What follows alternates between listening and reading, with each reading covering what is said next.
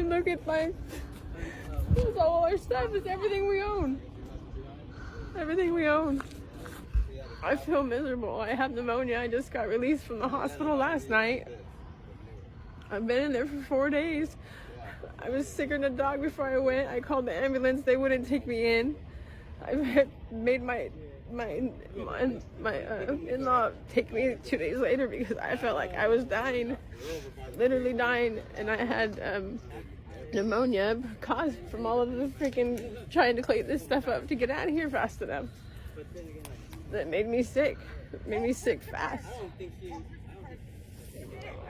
I just sent my girls to go stay somewhere else so I can freaking try to deal with this and not be upset in front of them. They said they're trying to work with me for housing. I haven't even seen anybody about nothing for housing today. Nobody showed up. Nobody. And now there's a trash service going behind all of this. They just took all the RVs and the cars. They took one of our cars. I couldn't find the key this morning when I went to move it. They took that too. It's like we don't have enough taken from us out here. If we had anything, we wouldn't be here. If we had options, we wouldn't be here. Nobody wants to be out here like this. Because of all the rats out here on the levee, my RV got infested with them. They chewed through all my water lines. They chewed through some of my electrical stuff. They chewed through my heater. So I had to move my kids into this little one temporarily so we could try to fix all the damages. And they didn't tag that one, but then they tagged my other one.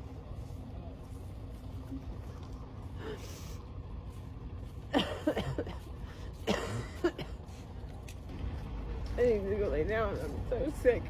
So sick. I've been out here all night trying to gather what I can so they won't take everything. Trying to explain to my girls that everything's gone again.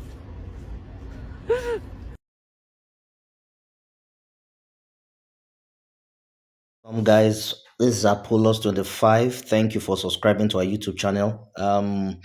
You are no longer allude to what is happening in South Africa over the land reforms, and we just brought you clips from what is happening right now in the streets of South Africa, where you see a homeless white lady whose land property has been confiscated, and she's literally left with nowhere to go to. And so this is causing tension on the global scale. Trump had initially offered these white South Africans, which are referred to Africae, to migrate to South Africa, which they obviously denied. That they have lived there. It's more like their ancestral home, and they would prefer a situation where the American government would rather intervene than grant them refugee status. On the second hand, we have the content that is coming up recently, which is trying to disprove the fact that the lands were actually belonging to the black people or the black indigenous people of South Africa, since most of the tribes in Africa migrated from place to place, and so it could not be said that it was the blacks who owned those properties. Black people are not the original inhabitants of South Africa, which, in fact, they're realizing that now. When they claimed that they owned all the land, the original inhabitants, of who there are not many left, said, excuse me, no, we were the original inhabitants. You guys were migrants here as well, which they were. Okay, the original inhabitants of Southern Africa are called the Khoisan. In the West, the Bushmen are Khoisan. Hottentots are Khoisan. But you can't use those words anymore. You now have to call them Khoisan. Okay? All right. Now, and they were the inhabitants of the whole of Southern Africa.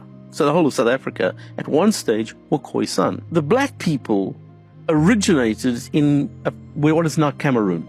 That's where they... Hold on, Khoisan aren't black? No. What are they? They're a completely separate ethnicity all on their own. In fact, if you look at them, they're kind of yellowy. They're a light brown yellow color, right. But they look more Asian than African. They do not consider themselves African. Interesting. When the white guys arrive in Cape Town, so 1652 is when Dutch guys arrived there. At that stage, you could have divided South Africa almost exactly 50-50, what's now South Africa. The western half of the country was entirely Khoisan. There were no black people there. None at all. Only Khoisan. So where Cape Town is, all that area, Khoisan people. The northern part of the country did have black people. They'd started arriving, and they were still migrating. How long have they been there in the northern? Well, it's a moot point, and people have debated it. It would seem that black people had probably started arriving in the northern parts of South Africa maybe 1,000 years, something like that, about 1,000 years before whites got there, right up in the north, okay? And they've been slowly moving south because it's an empty space. I mean, one of the things about Africa is it's very empty. Up until the 1950s, Africa was very empty. It's the population exploded because white colonists, the naughty white colonists, put hospitals there, and there's been this huge population explosion since the 1950s. But Africa was really very empty up until then. And so tribes moved around and just occupied new empty territory. So the guys coming down from the north, who called the Bantus, it's called the Bantu expansions, when black people came out of the Cameroons, they'd been occupying South Africa and moving systematically south, down the east coast They were of South Africa. pastoralists, am I right? Yeah, they were pastoralists, yeah. Whereas the Khoisan were hunter-gatherers. They were like aboriginals, okay, so they hadn't become pastoralists yet. The black guys are migrating down from the north and settling, doing exactly what white guys are doing. So white guys, the Dutch guys from Cape Town, were settling by moving eastwards. So the white guys are moving from Cape Town eastwards, and the black guys are moving down from the north. And they met at a place called the Fish River, which is now in the middle of South Africa, at a place called, it's still called border. Everybody in South Africa calls that part of the country the border, even though there's no border there at all anymore. But there was a river called the Fish River, which is where blacks and whites first encountered each other. And then it started 100 years of warfare between whites and the Xhosa, who were the tribe that they met there. So, okay, so at that point, that would have been in about 1700. So whites and blacks first encountered each other in 1700. Okay? So whites had already been there for 100 years at that point. So welcome back, guys. Thank you for subscribing to my YouTube channel. You just heard what this content creator said. He's simply saying that these lands did not initially belong to the blacks.